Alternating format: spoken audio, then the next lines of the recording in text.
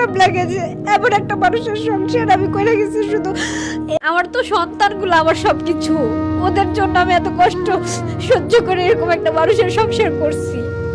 সেই মেয়ে আমার সাথে এখন কথা বলে না, 1 মাস কন্টিনিউ মেয়ে আমার সাথে কথা বলে না।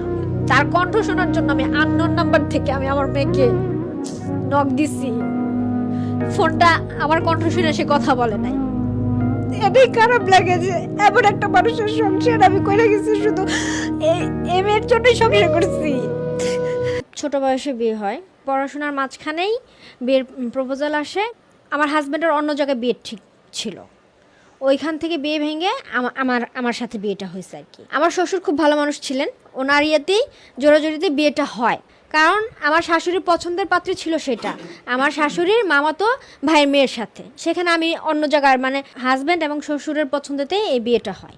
হাজব্যান্ড প্রবাসী, বিয়ের আগে থেকেই প্রবাস জীবন ওনার, উনি প্রবাসে থাকে, সৌদিতে থাকে, বিয়ে করার জন্যই ছুটিতে আসছিল মূলত। যাই হোক, বিয়েটা হয়, ওনারা মানে আমার শ্বশুর বা এরা সবাই কথা দিয়ে নিয়েছিল আমাকে পড়াশোনা করাবে। কারণ হাজব্যান্ড যেহেতু প্রবাসী, বাইরে চলে যাবে, তো কাবিন করায় রাখার কথা, কাবিন করায় রাখছে। কাবিন করায় উনি বিয়ের 26 দিনের মাথায় চলে যায় প্রবাসে। যাওয়ার পরে পড়াশোনা করতে দিবে না। তাদের সাথে আমার কথা হয়েছিল আমাকে পড়াবে, আমি ওইটা জানি, পড়াশোনা করতে দেবে না, পড়াশোনা টোটালি বন্ধ। আচ্ছা বন্ধ, তারপর মেনে নিলাম, যেহেতু বিয়ে হয়েছে সংসার করতে হবে। পড়াশোনা বন্ধ করে দিয়ে সংসারে মন দিচ্ছি, সংসারে মন দিলাম। তার সাথে আমার যোগাযোগ হয়তো খুব কম, ওইখানে ফোন দিত, ওইখানে আমার সাথে মাঝে মাঝে কথা হইতো, মাঝে মাঝে আমাকে ফোন দেওয়া হইতো, মাঝে মাঝে দেওয়া হইতো না। তো এরকম করতে করতে আমি এ বাসায়ও থাকতাম, বাবার বাসায়ও থাকতাম। বাবার বাসায় শ্বশুর বাসায় হচ্ছে খুব কাছাকাছি, এত দূরত্ব না। তো দুই বাসায় মিলাই থাকতাম। যাই হোক, ফ্যামিলিগত একটা সমস্যার কারণে তার সাথে আর আমার ওইভাবে যোগাযোগ বা তার ফ্যামিলি ওই বাসায় আমার থাকা হয় নাই। যেহেতু সে প্রবাসী আর তার ফ্যামিলিতেও একটু সমস্যা, আমাকে নিয়ে সমস্যা, আমার বাবা আমাকে আর ওইখানে থাকতে দেন নাই। আমি আমার বাবার বাসায় থাকছি বেশি।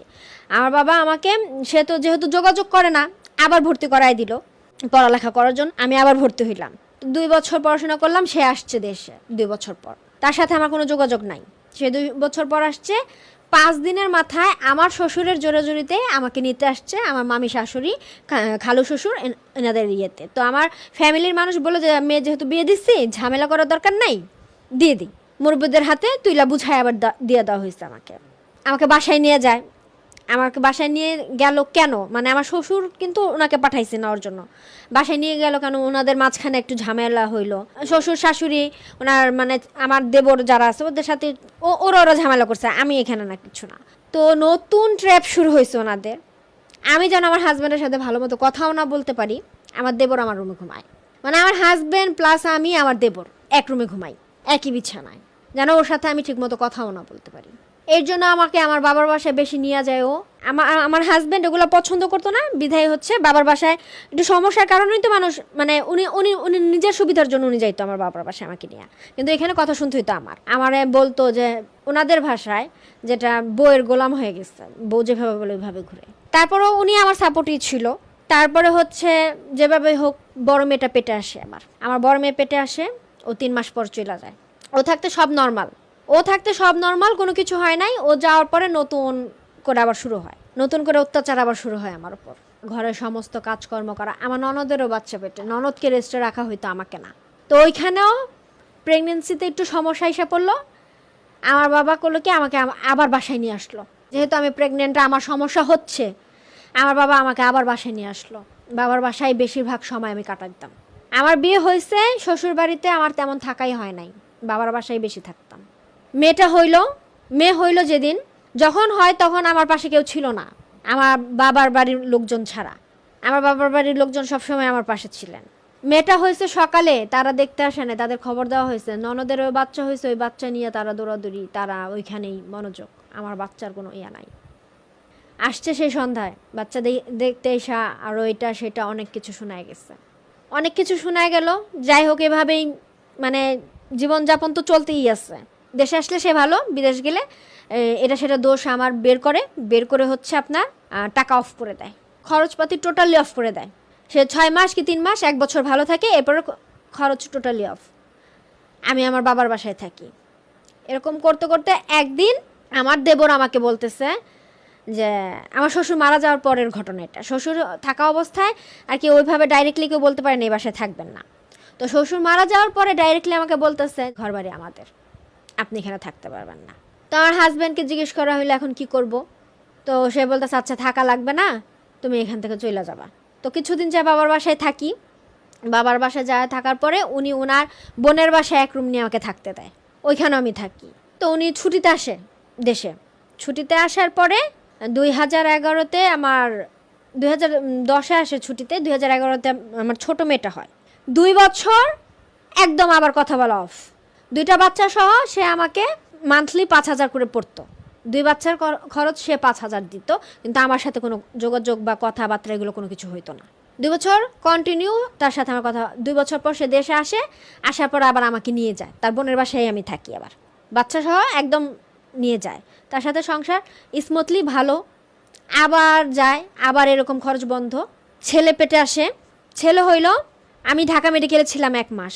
তারপরও তার সাথে মানে ঝগড়া ঝাঁটি এগুলা তো লাগেই আছে ফোনের ভিতরে। তো যাই হোক, এভাবে মনে করেন চলতেছিল। এই 22 বছর সংসার, তার সাথে আমার সংসার মানুষ শুনলে হাসবে। মানুষের হাজব্যান্ড বিদেশ থাকলে ঘন্টার পর ঘন্টা কথা বলে, আর তার সাথে আমার হচ্ছে রসুন পেঁয়াজের সংসার। ফোন দিত, ফোন দিয়ে সে আমাকে টাকা দিত, ঠিক আছে, মানে টাকা মানে এই একটা রসুন আনছো তুমি খাতা লিখে রাখবা অমুকটা, মানে সারাদিন। তারা আমি বাধ্য হয়ে তারা বলতাম কি আচ্ছা মানুষ কি শুধু এই সারাদিন তো সংসারের হিসাব দেই আমি, এই এখনও কি আমার সংসারের হিসাব দিতে হবে? মানুষের যে একটা মায়াটা কিভাবে হবে? মায়া হওয়ার কোনো অপশান নাই। এতদিন সংসার, এটা বলতে পারেন যে 3টা বাচ্চা কি তাহলে গাছের থেকে হয়েছে? না, সমঝোতা, যে বিয়ে হয়েছে সংসার করতে হবে, করছি। বাচ্চা কাচ্চা হয়েছে, এদের ভবিষ্যতের জন্য সংসার করতে হবে, করছি। মেয়ে বড় হয়েছে, মেয়ে বড় হওয়ার পরে মেয়ে ভালো জায়গায় বিয়ে দিতে পারবো না তার প্রতি কোনো স্টেপ নিলে, হ্যাঁ সংসার করতেছিলাম। মেয়ে, আমার আম্মা রিসেন্টলি মারা যায়, আম্মা মারা গেছে ফেব্রুয়ারির 12 তারিখে, মেয়ে বিয়ে হয়েছে ফেব্রুয়ারির 21 তারিখে। যাদের জন্য এত কিছু করলাম, যে বাচ্চা কাচ্চার জন্য এত কিছু করলাম, সেই বাচ্চা বড় মেয়ে, মানে আমার লাইফের ইমোশনালের জায়গা, আমার বড় মেয়ে আমার সাথে 1 মাস কথা বলে না। এলাকা ভিত্তিকে একটা ঝগড়াঝাটি যাই হোক লাগছে। তো আমার তো কোনো বড় ছেলে নাই, বা আমার ওরকম কোনো শক্ত গার্জেন নাই, যার জন্য আমি এতটা সাফার করতেছি, 22 বছর ধরে সাফার করতেছি। আমি এখন কাকে ডাকবো? যেহেতু মেয়ে বিয়ে দিছি, মেয়ের জামাই এখন আমার বড় ছেলে, মেয়ের জামাইরা আমি কেন ডাকলাম? এখন মেয়ে দুষতেছে আমাকে যে আমি কেন ওর হাজবেন্ডে ডাকলাম। এর জন্য আমার মেয়ে আমাকে টোটালি যোগাযোগ অফ করে রাখছে। তার কণ্ঠ শোনার জন্য আমি আননোন নাম্বার থেকে আমি আমার মেয়েকে নক দিছি, ফোনটা আমার কণ্ঠ শুনে সে কথা বলে নাই। আমার সংসারে যা ইচ্ছা তাই হয়েছে, আমার কোনো আক্ষেপ নাই। আমার তো সন্তানগুলো আমার সবকিছু, ওদের জন্য আমি এত কষ্ট সহ্য করে এরকম একটা মানুষের সংসার করছি। সেই মেয়ে আমার সাথে এখন কথা বলে না, 1 মাস কন্টিনিউ মেয়ে আমার সাথে কথা বলে না। যে এই মেয়ের জন্য অনেক কথা শুনতে হয়েছে আমার। এই মেয়ের জন্য আমি সংসার করে গেছি, এই মেয়ের জন্যই সংসার করছি, বড়টার জন্য। আব্বা মা না থাকলে হয়তো আমার মতো মানুষ আমি ভাইসা যেতাম।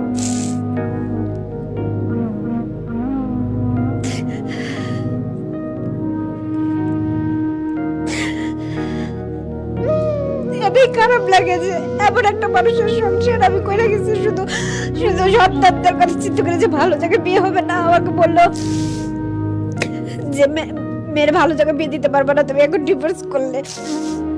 আমার হাজবেন্ডের একটা কথায় আমি কেন 5 জন নিয়ে বসি না, সে আমার বোনের হাজবেন্ডের কাছে ফোন দিয়ে বলে আমি যেন তার ডিভোর্সের কাগজ পাঠিয়ে দিই, নাহলে আমি 5 জন নিয়ে বসি। আমার 5 জন নাই ভাইয়া, কারণ 5 জন কিভাবে থাকবে?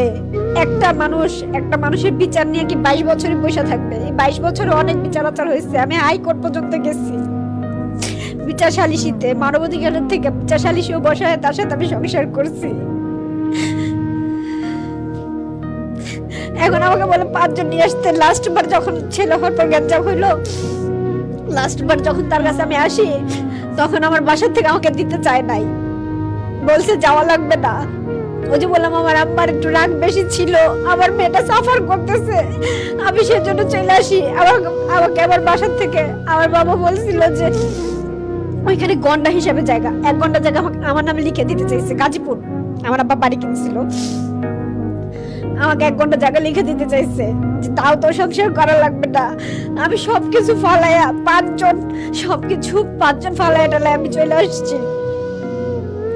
এখন আমাকে যদি বলে 5 জন নিয়ে আসতাম, 5 জন কোথা থেকে নিয়ে আসবো? 5 জনের ভিতর তো 2 জন মারা গেছে, তাহলে তো আমাকে সেই 2 জনকে আগে উঠাইতে হবে। আমার মা, আমার শ্বশুর, আমার মা রিসেন্টলি মারা গেছে, আমার শ্বশুরও নাই। আমাকে বলে 5 জন নিয়ে আসতে, আমি 5 জন, হ্যাঁ আমি 5 জন নিয়ে আসতাম যদি তার সাথে আমার সংসার করার ইচ্ছা থাকতো। আমি টায়ার্ড, আমি আর পারতেছি না। মানুষের টানতে তো আর কত টানতে পারে একটা মানুষ? আমি ক্লান্ত। আমি এখন সে যা বলবে আমি তাই রাজি। আমি শুধু তাকে এখন ডিভোর্স করতেছি না এই সন্তানের কথাই চিন্তা করে, যে আমি যদি এখন তাকে ডিভোর্স করে দেই তাহলে তার সাথে কথা বলার রাইটস আমার কোনো থাকবে না। তার মাধ্যমে আমি তার ভাই বোন কারো দোষ দিতেছি না, সে ভালো না বিধায় তারা এরকম করতে পারছে আমার সাথে। সে যদি ভালো থাকতো তাহলে, কারণ সে তো আমাকে পছন্দ করে বিয়ে করছিল, ফ্যামিলিগত ভাবে বিয়ে, সে পছন্দ করে আমার শ্বশুরকে বলছে, আমার শ্বশুর তার ফ্যামিলি আমার ফ্যামিলি মিলেই বিয়েটা হয়েছে। তো সে পারতো, কিন্তু সে কখনো এটা পর্যন্ত জিজ্ঞেস করে নাই যে মানুষের মনে তো অনেক কথা জমা থাকে, কখনোই জিজ্ঞেস করে নাই যে আমার মনের জমানো কথাগুলোকে সে বোঝার চেষ্টা করে নাই। আমার হাজবেন্ডের সাথে এখন নতুন করে হচ্ছে আবার 2 বছর আবার কোনো যোগাযোগ নেই। ওর সাথে লাস্ট কথা হয়েছে আমার 2023-এর 17 ডিসেম্বর। সে আমাকে নিয়ে আর ভাত খাবে না, সে বলে দিছে এরপরে আর তার সাথে আমার কোনো যোগাযোগ হয় না। তোমার উদ্দেশ্যে বলতেছি যে ডিভোর্স যদি দেওয়ার থাকে দিয়ে দাও, সমস্যা নাই, আমি সাইন করে দিব, কিন্তু বাচ্চাদের কি করবে এটার একটা ব্যবস্থা। আমি সামান্য একটা জব করি, আমি বেবিদের ন্যানি। 2 বছর ধরে আমি জব করতেছি, বাচ্চা কাচ্চা সবকিছুই আমার দায়িত্বে। আমার বড় মেয়ে আমার সাথে এখনো কথা বলে না, টোটালি 1 মাস হয়েছে বড় মেয়ে এখন আমার সাথে কথা বলে না। আমি এখানে আমার আসার মূল মোটিভ হচ্ছে আমি কারোর সাথে কথা বলতে পারতেছি না। ওরা যদি কেউ এই জিনিসটা দেখে থাকে, কারো কোনো দোষ নাই, দোষ দিব আমার হাজবেন্ডের। ও ভালো না বিধাই হচ্ছে আমার সাথে এগুলো হয়েছে। আমি এত কষ্ট করতেছি, বাচ্চাগুলো করতেছি, আমার এতে কোনো আফসোস নাই। আমার বাচ্চাগুলো তো আমার বুকে আছে, আমি কষ্ট কইরা সাফার করে আমার বাচ্চাগুলো আমি করতেছি। সেই কষ্টের বাচ্চা, মানে এর জন্য আমার খুব খারাপ লাগতেছে যে আমার বড় মেয়ে আমার সাথে কথা বলে না। আমার মেন হচ্ছে এখন আমার বড় মেয়ে আমার সাথে কথা বলতেছে না, এই জিনিসটা আমার খুব ইয়া লাগতেছে। আমার তো সন্তানগুলো আমার সবকিছু, ওদের জন্য আমি এত কষ্ট সহ্য করে এরকম একটা মানুষের সংসার করছি। সেই মেয়ে আমার সাথে এখন কথা বলে না, 1 মাস কন্টিনিউ। সে 2 বছর পর আসছে,